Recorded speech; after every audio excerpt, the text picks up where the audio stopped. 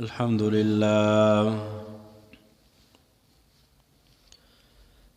لله وكفى والصلاة والسلام على من لا نبي بعده ولا رسول بعده.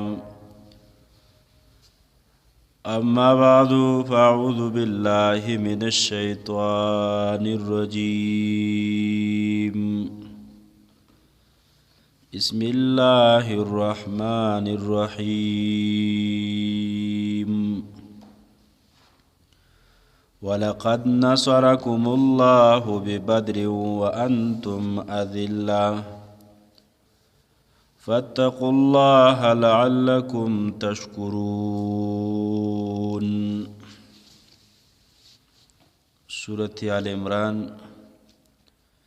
څلورمه سپاره آیت نمبر 122. مخکې ایتونو کې الله رب العالمین د احد د غزا بیان کړو. دا ایتونه هم د مغې متعلق دي. ولقد نصرکم الله ببدر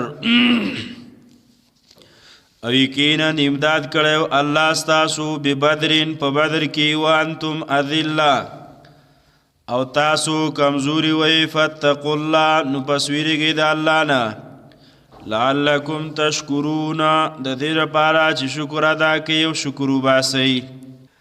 اذ تقول للمؤمنین کله چې تا ویل مؤمنانو ته الن یکفیکم ربکم ایا بس نه دی تاسو لره ربکم الن یکفیکم ایا نه دی کافي تاسو لره ان یمدکم ربکم دا چې امدادو کې ستاسو رب ستاسو ب3000 پدری زرا من الملائکه د ملائکو سره منزلین راکته کیدونکي چې 3 زره ملائکه راشي دا کافی نه دی درته.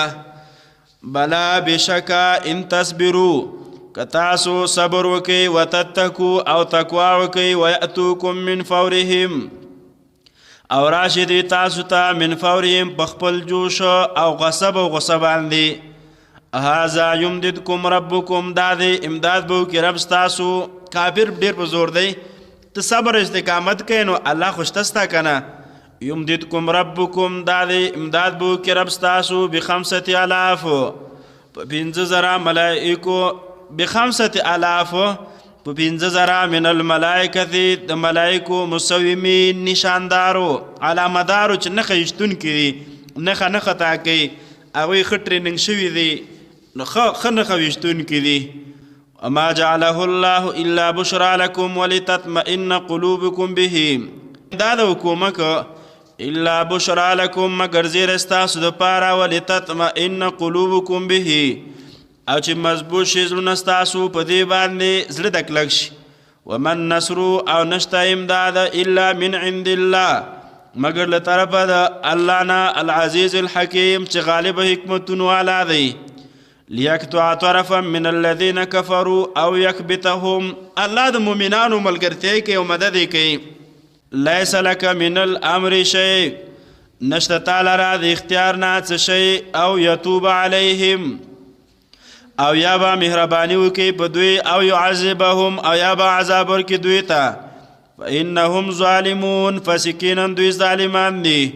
ولله ما في السماوات وخاص الله لا غدي چې پاسمانونو کې دی او ما في الارض او اج پزما کې يغفر لمن يشاء بخشش کې چاله چوغاړي او يعذب من يشاء او الله عذاب ورکي چاله چوغاړي. والله غفور رحيم او الله بخنه کوونکی دی او مهربان ذات دی. د الله نه بخنه وغواړي الله به معافیم د توکو الله سره رحم شته الله به رحم در باندې وک.